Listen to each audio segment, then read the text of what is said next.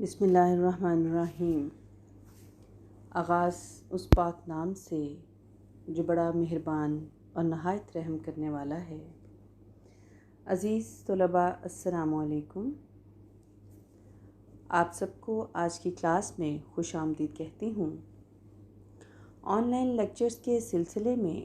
آج ہمارا 40واں لیکچر ہے۔ عزیز طلباء، میں آپ کو بتاتی چلوں کہ آج جس موضوع کی ہم تدریس کریں گے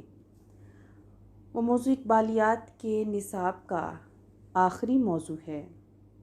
اس موضوع کے بعد ہمارے نصاب کی تکمیل ہو جائے گی۔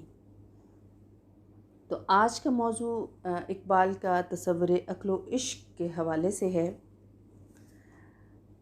اقبال کے تصور عقل و عشق کے بارے میں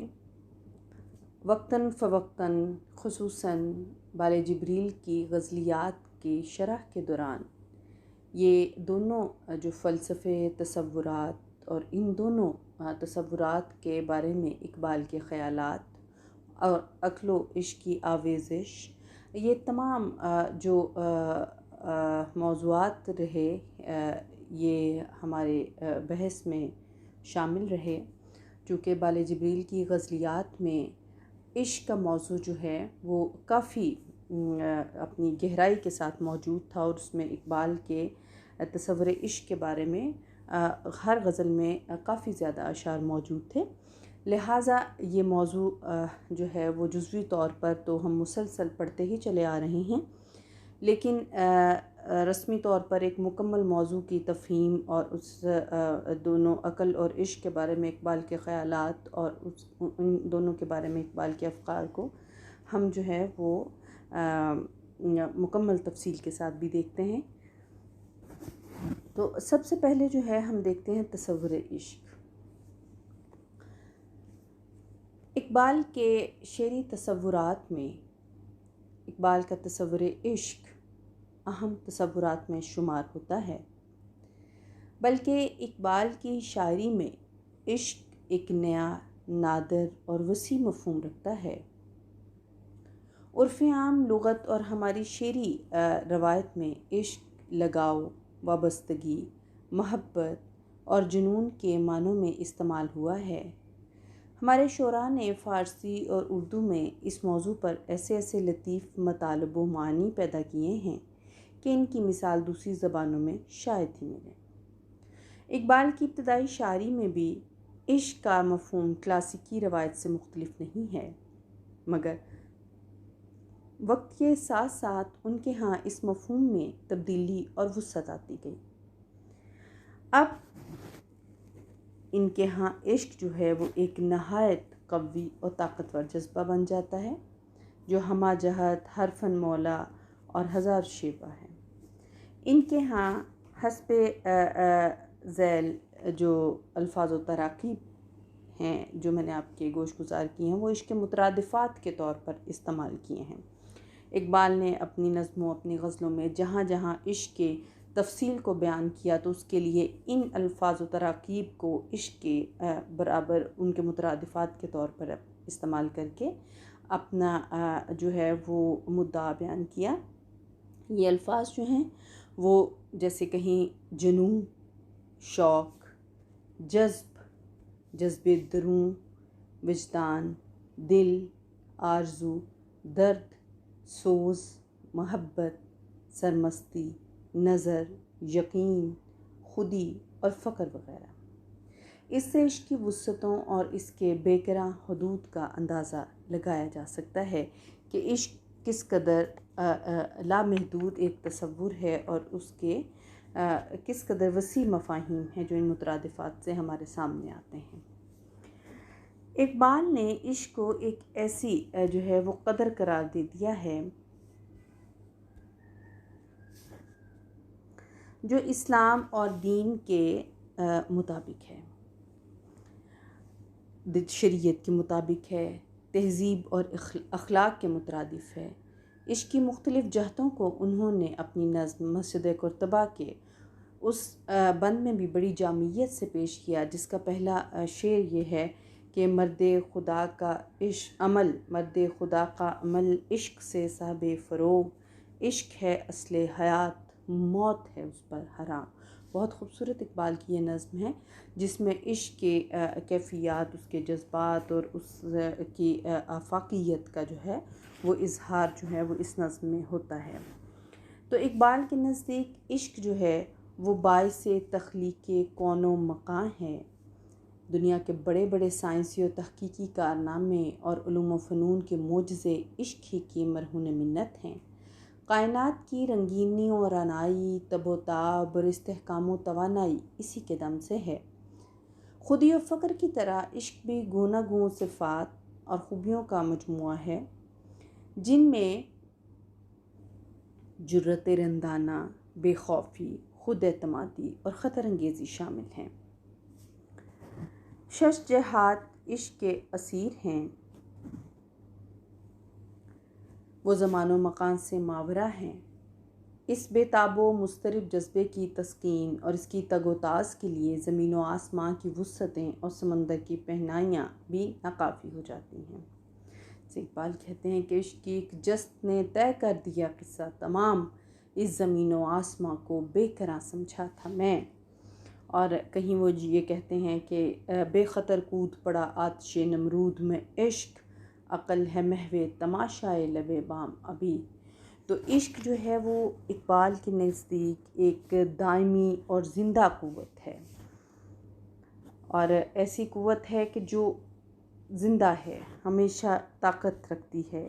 اور جو کہ انسان کے اندر جو ہے وہ ایک خاص قسم کی توانائی، تب و تاب پیدا کرتی ہے، مزید آگے بڑھنے کی ایک جستجو ہے۔ تو اقبال نے بعض شخصیات میں عشق کی جو ہے وہ تجسیم بھی کی ہے۔ ان میں سر فہرست رسول اکرم صلی اللہ علیہ وسلم کی ذات اقدس ہے، یعنی یہ وہ خصوصیات ان بڑی بڑی شخصیات میں عشق کے حوالے سے اقبال نے جو ہے وہ پرو دی ہیں، بیان کر دی ہیں کہ جن کی شخصیت میں عشق جو ہے وہ ہمیں دکھائی دیتا ہے، واضح دکھائی دیتا ہے۔ تو ان میں جو ہے حضرت اکرم صلی اللہ علیہ وسلم کی ذات میں عشق کی تجسیم ہے۔ پھر دیگر شخصیات میں حضرت امام حسین رضی اللہ تعالیٰ عنہ ہیں، حضرت بلال حبشی رضی اللہ تعالیٰ عنہ ہیں، صدیق اکبر رضی اللہ تعالیٰ عنہ اور سلمان فارسی رحمۃ اللہ علیہ وغیرہ شامل ہیں۔ عشق نہ صرف فرد کو صاحب کردار بناتا ہے بلکہ یہ اقوام کی کایا پلٹ بھی کر سکتا ہے۔ اور خلیفہ عبدالحکیم کے بقول عشق کی جذباتی و تاثراتی کیفیت کو اقبال نے جس طرح بیان کیا ہے، اس پر اضافہ کرنا کسی آنے والے شخص کے لیے دشوار ہوگا، اور حکیمانہ انداز میں جو نکات ان کے ذہن سے واضح ہوئے ہیں وہ بھی ایسے جامع ہیں کہ شاید ہی ان کے بعد آنے والا اس سے زیادہ کچھ کہہ سکے۔ تو جو ہے وہ اقبال کہتے ہیں کہ آج بھی ہو جو براہیم کا ایمان پیدا، آگ کر سکتی ہے انداز گلستاں پیدا۔ تو ایک طرح سے یہ عشق کی عظیم شخصیات میں عشق کی جو تجسیم ہے وہ اس طرح تلمیحاً جو ہے وہ بیان کرتے ہیں۔ کبھی حضرت صلی اللہ علیہ وسلم کے ذات میں حضرت ابراہیم علیہ السلام کے حوالے سے، تو جو ہے جیسے اس شعر میں بھی آپ کو اندازہ ہو رہا ہوگا کہ قربانی اور اس عظیم جو چیز کو جو ہے وہ ہمارے سامنے آتا ہے، اور یہ خصائص عشق ہی کے ہیں کہ جو ہے وہ نمرود جیسا شخص جو ہے وہ بھی عشق کی طاقت کے آگے جو ہے وہ سرنگوں ہوتا ہے۔ اس کے بعد پھر ہم دیکھتے ہیں تصور عقل۔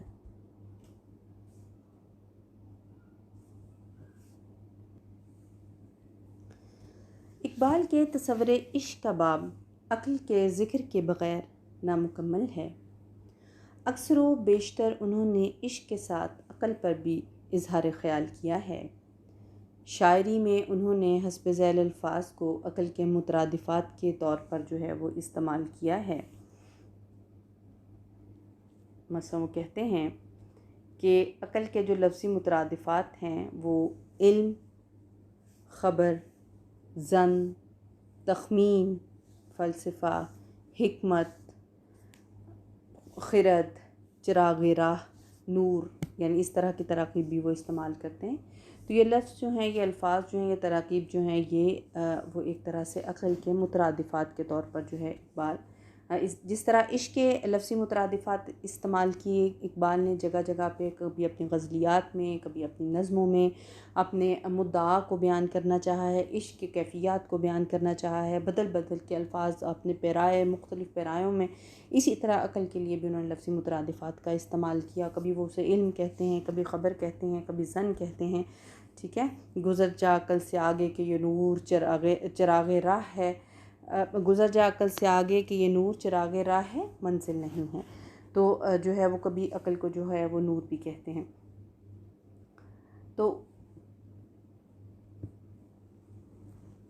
اقبال کارزار حیات میں عقل کی اہمیت کو تسلیم کرتے ہیں. ایک حد تک وہ اس کی خوبیوں کی تعریف و تحسین بھی کرتے ہیں. مثلاً فطرت کو خرد کے روبرو کر، تسخیر مقام رنگ و بو کر. تو اسی طرح وہ اپنی نظم عقل و دل میں وہ بتاتے ہیں کہ عقل جو ہے وہ کس طرح بھولے بھٹکوں کی رہنمائی کرتی ہے. گویا کہ وہ خضر علیہ السلام جیسا کردار ادا کرتی ہے کہ جس طرح خضر علیہ السلام بھولے بھٹکوں کو جو ہے وہ راہ دکھاتے ہیں اور ان کو جو ہے وہ ایک رہنما کی حیثیت سے وہ اپنا کردار نبھاتے ہیں. اسی طرح جو ہے وہ اس کی رسائی فلک تک ہے اور وہ مفسر کتاب ہستی ہے. اور اقبال تسلیم کرتے ہیں کہ انسانی زندگی کی تعمیر و ترقی میں عقل کا خاص کردار ہے، مگر ایک حد تک. یعنی یہ عقل اگرچہ جو ہے وہ اس کا ایک بڑا کردار ہے، رول ہے، لیکن وہ ایک حد تک. تو کس طرح اقبال اپنی مختلف نظموں میں اس چیز کو بھی بیان کرتے ہیں. اور اقبال کہتے ہیں گزر جا عقل سے آگے کہ یہ نور چراغ راہ ہے، منزل نہیں ہے. تو اقبال دراصل جو ہے وہ عقل کی مصلحت اندیشی، اس کی تشکیک، بے یقینی، باطن کو نظر انداز کر کے صرف ظاہر پر فیصلہ اور نظریات و آراء میں بار بار تغیر و تبدیلی اور کل کے بجائے اجزاء پر انحصار، یہ سب اقبال کے نزدیک عقل کوتاہ بین کی خامیاں ہیں. مگر اس کا یہ قطعاً مطلب یا مفہوم نہیں ہے کہ عقل بیکار محض ہے، بلکہ اقبال عقل کو عشق کے تابع رکھ کر اس کی معاون قوت بنانا چاہتے ہیں. یعنی عزیز طلبہ، یہ بات آپ یاد رکھیے کہ عقل و عشق کے اس ایک خاص تصور میں اقبال کا اصل مقصد، ان کا مدعا عقل کو عشق کے تابع رکھنا ہے. یعنی عقل کو عشق کے نگیں کر کے، زیر نگیں کر کے، اس کے تابع کر کے اس کی ایک معاون قوت بنانا چاہتے ہیں. کیونکہ عقل کے بغیر بھی جو ہے وہ سب کچھ بہتر نہیں ہے. تو وہ عقل کو ایک بڑی طاقت بھی سمجھتے ہیں، لیکن عشق کے ساتھ ملا کر وہ سمجھتے ہیں کہ ساحل مراد تک پہنچنے کے لیے عقل و عشق کا جو ہے وہ امتزاج ضروری ہے. خود اقبال کی حکمت و بصیرت میں سوز و ساز رومی اور پیچ و تاب راضی کے امتزاج ہی سے پختگی آئی. اقبال کے مقاصد حیات مادی سے زیادہ اخلاقی و روحانی ہیں اور ان کی تکمیل کے لیے عشق زیادہ کارآمد ہے. اس لیے وہ اسے ترجیح دیتے ہیں، مگر عقل کی افادیت کے منکر نہیں ہیں. مختصر ہم یہ کہہ سکتے ہیں کہ عقل و عشق کے باب میں اقبال ایک متوازن اور معقول نقطہ نظر رکھتے ہیں. اور جو ہے وہ اس کو اگر ہم دیکھتے ہیں، اب یہ تو آپ نے دیکھا کہ عشق کے بارے میں اقبال کے کیا نظریات ہیں اور عقل کے بارے میں کیا نظریات ہیں. اب ہم تھوڑا سا اس حوالے سے بھی دیکھتے ہیں کہ جہاں عقل و عشق کی آویزش ہے، تو اقبال کے نزدیک عقل و عشق کی اس آویزش کا جو ہے وہ کیا حل ہے اور کیا مقصد تھا اس کا. تو اقبال زندگی کے متعلق ان کا زاویہ نگاہ جیسے جیسے معین اور پختہ ہوتا گیا،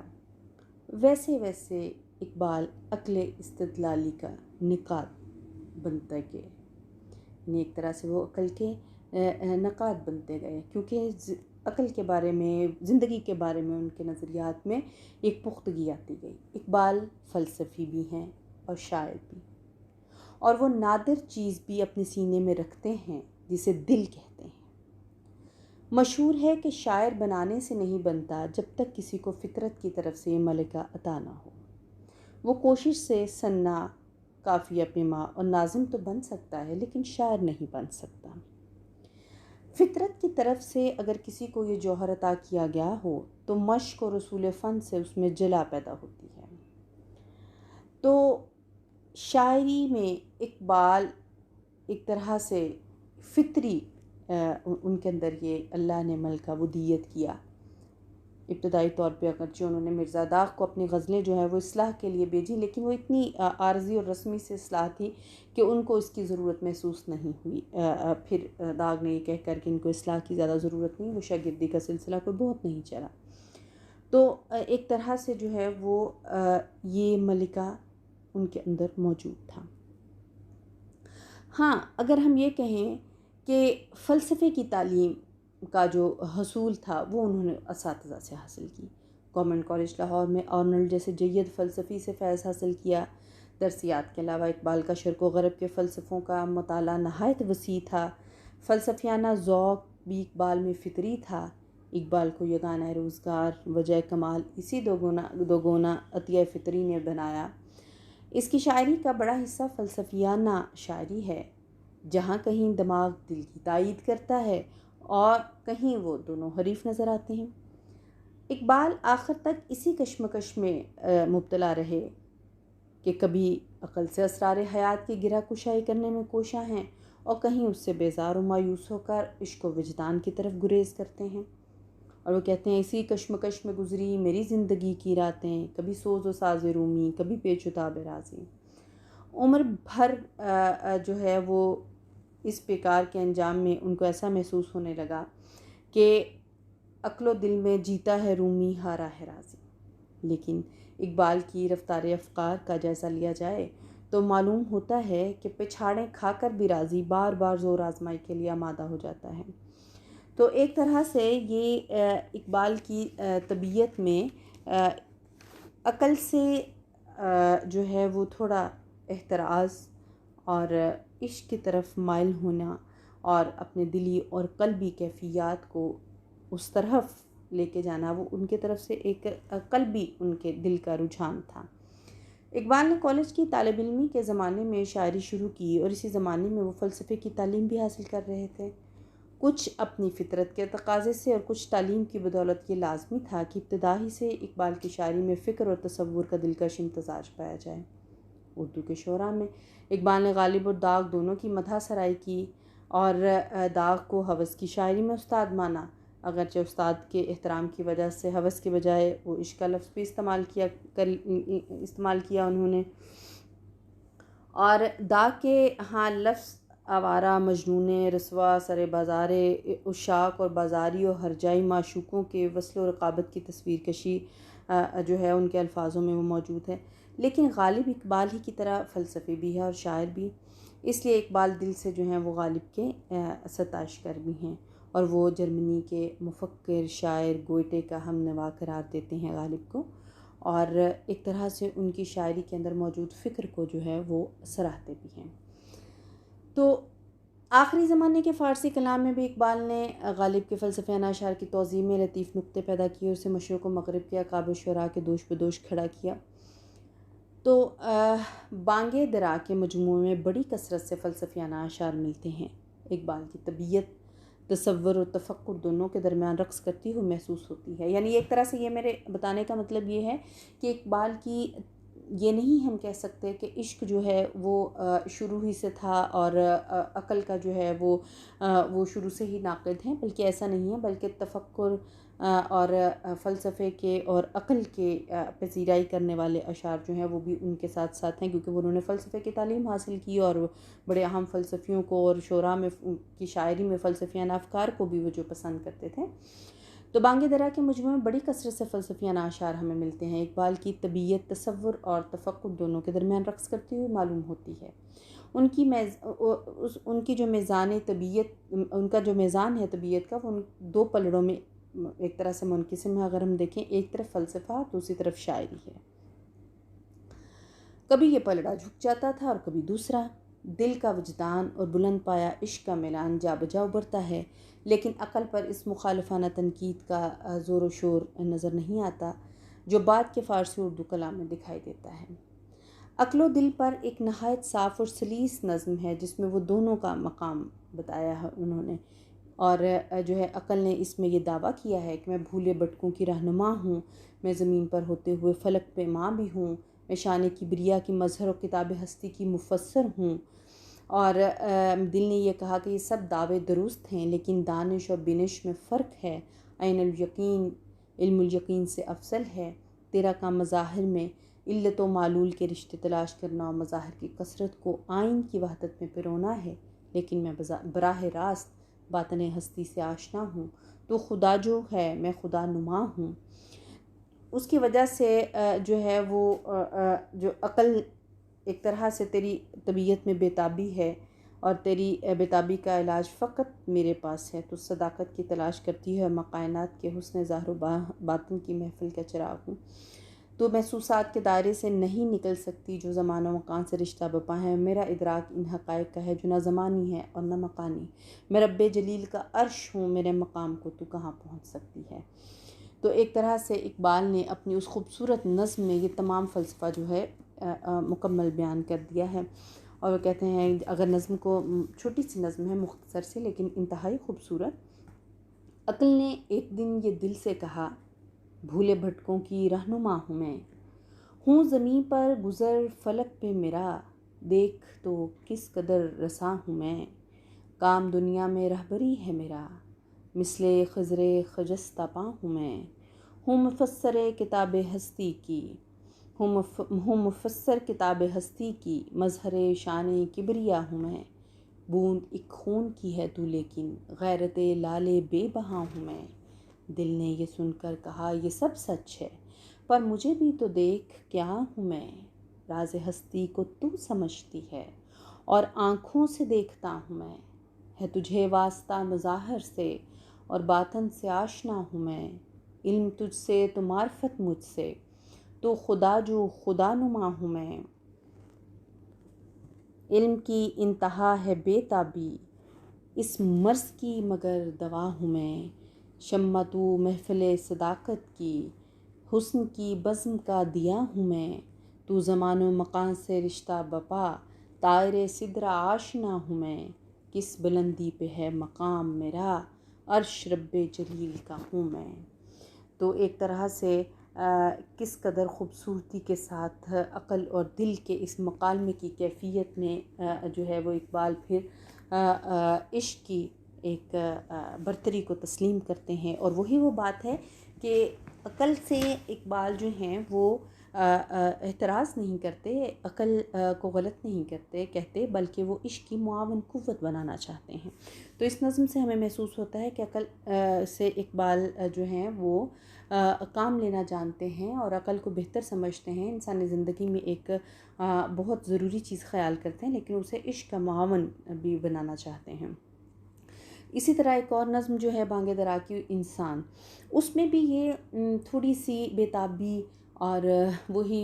اسی کشمکش میں گزری میری زندگی کی راتیں، تو یہ کشمکش کا جو ایک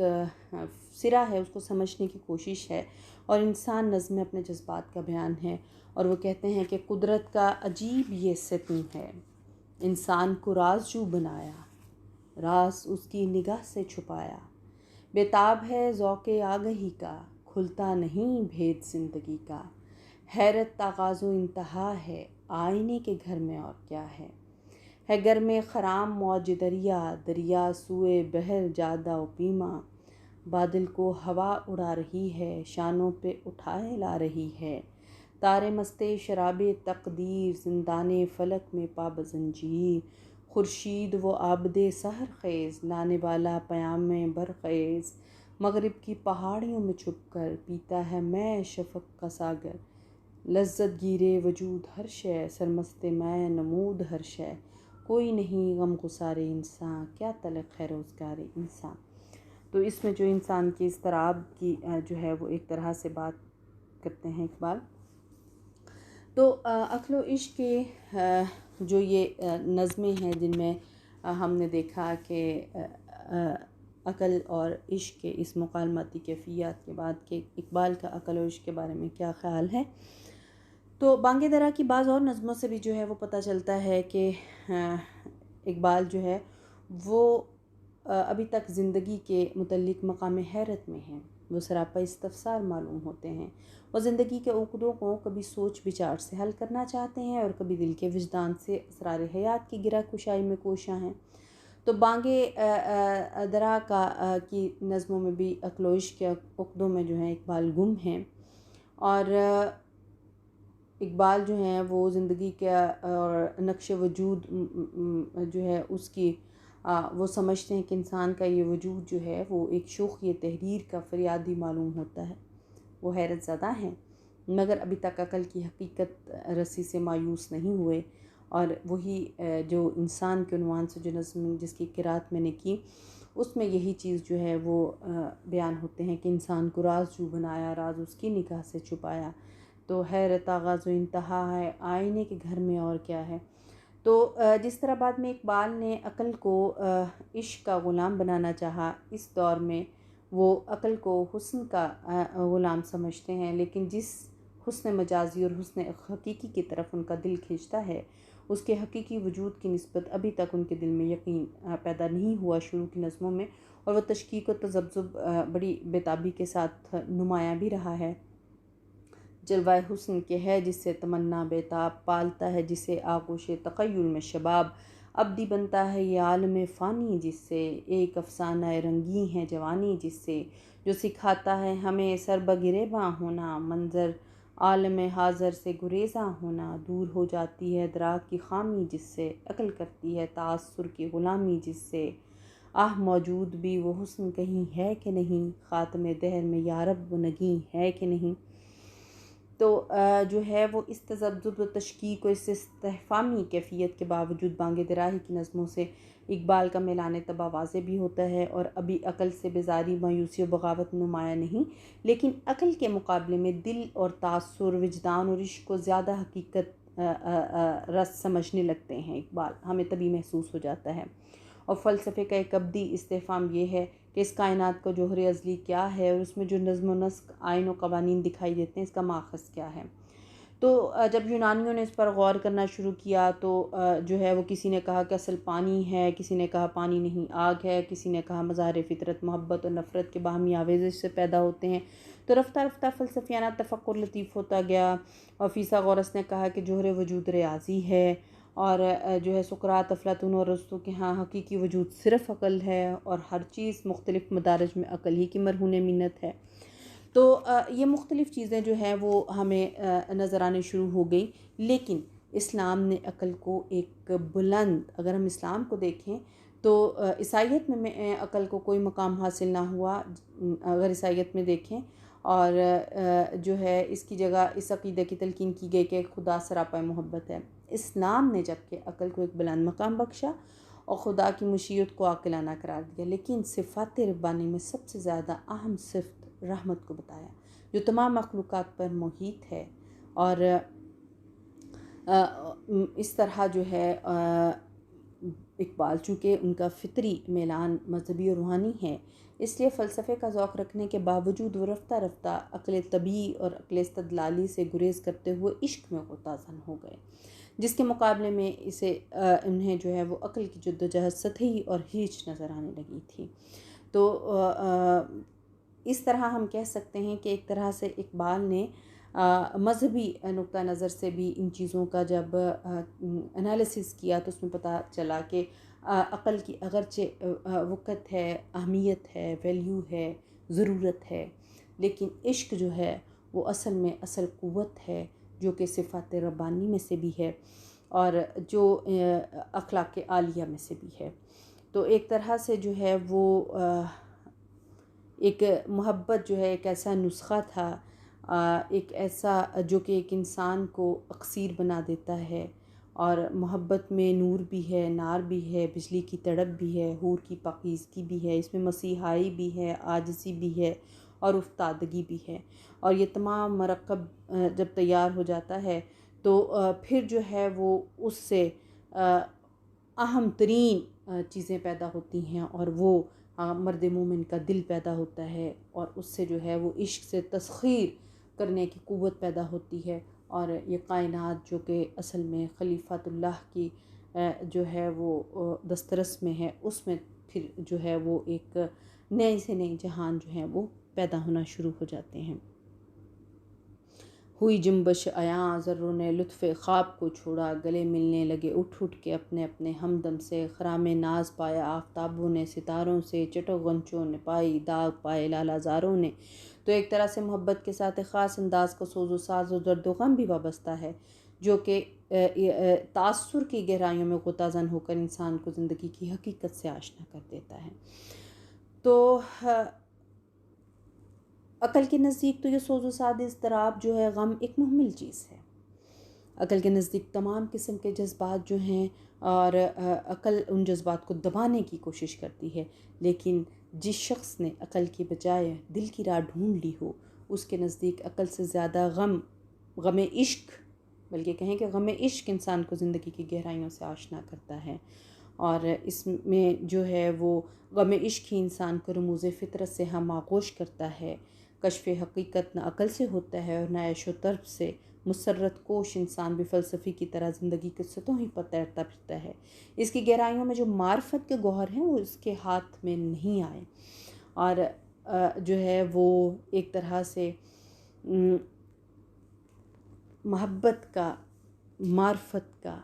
گر اسی کے ہاتھ میں آئے گا جو عشق کی لذتوں سے آشنا رکھے گا۔ تو بچا بچا کے نہ رکھے سے تیرا آئینہ ہے وہ آئینہ، جو شکستہ ہو تو عزیز تر ہے نگاہ آئینہ ساز میں۔ تو ایک طرح سے یہ محبت ہی ہے جو کہ مزید سے مزید آگے سے آگے کی جو ہے وہ انسان میں تڑپ اور لگن پیدا کر دیتی ہے۔ تو اقبال بھی اسی عشق کو جو ہے وہ مانتے تھے، اور عقل کے خلاف جو ہے وہ ایک طرح سے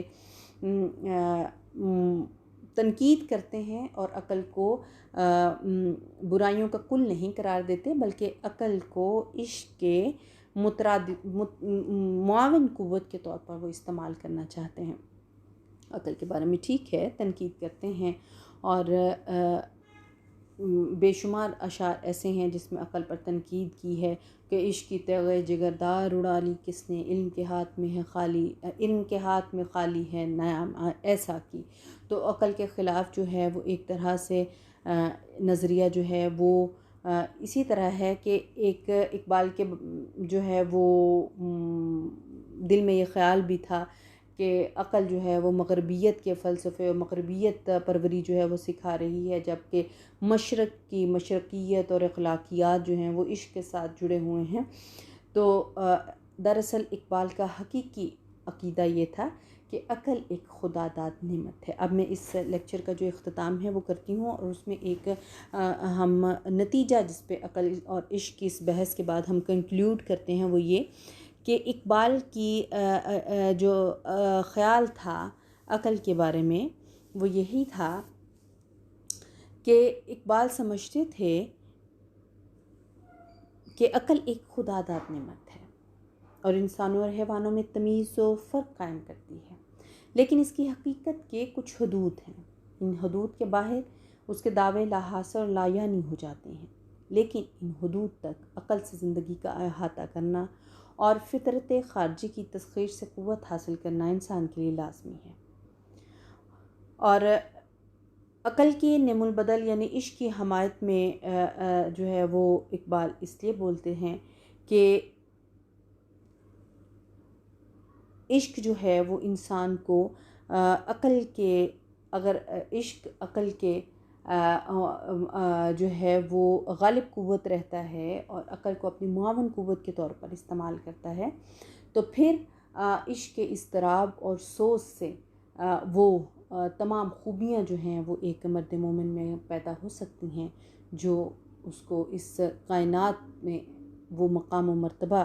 عطا کر سکتے ہیں جو کہ صحیح میں اقبال ایک مومن کامل مرد مومن کی معراج تصور کرتے ہیں۔ تو اقبال کہتے ہیں کہ علاج آتش رومی کے سوز میں ہے تیرا، تیری خرد پہ ہے غالب فرنگیوں کا فسون، تو ضمیر پاک و نگاہ بلند و مستی شوق، نہ مال و دولت قارون نہ فکر افلاطون۔ تو کیا ہے کہ ایک طرح سے اگر علاج آتش رومی یعنی وہ عشق، وہ اضطراب، وہ جذبہ پیدا ہو جائے تو پھر کوئی وجہ نہیں ہے کہ قارون اور افلاطون کے یہ افکار اور یہ دولت جو ہے بہت پیچھے رہ جاتی ہے۔ تو ایک دانش نورانی، ایک دانش برہانی ہے، دانش برہانی حیرت کی فراوانی۔ تو عزیز طلبہ، یہ تو وہ عشق و عقل کے جو تصورات تھے جس کے بارے میں اقبال کے افکار جو ہیں وہ میں نے آپ کے گوش گزار کیے کہ اقبال عشق کے حوالے سے ان کے خیالات کیا ہیں اور عقل کے حوالے سے اقبال کے تصورات کیا ہیں، ان کے مترادفات کو کیسے استعمال کرتے ہیں، اور وہ عقل کو قطعی جو ہے وہ بری اور بیکار چیز تصور نہیں کرتے، بلکہ وہ اس کو عشق کے معاون قوت کے طور پر استعمال کر کے اس سے بہت بڑے کام لینا چاہتے ہیں جو ایک مرد کامل کا، ایک مرد مومن کا اسی کے شایع نشاں ہو سکتے ہیں۔ تو اس کے ساتھ ہی جو ہے وہ آج کا لیکچر ہم ختم کرتے ہیں۔ امید کرتی ہوں کہ عشق اور عقل کی اس بحث کو جو ہے وہ آپ کافی حد تک سمجھ گئے ہوں گے، اور اقبال کے تصورات و افکار پر وہ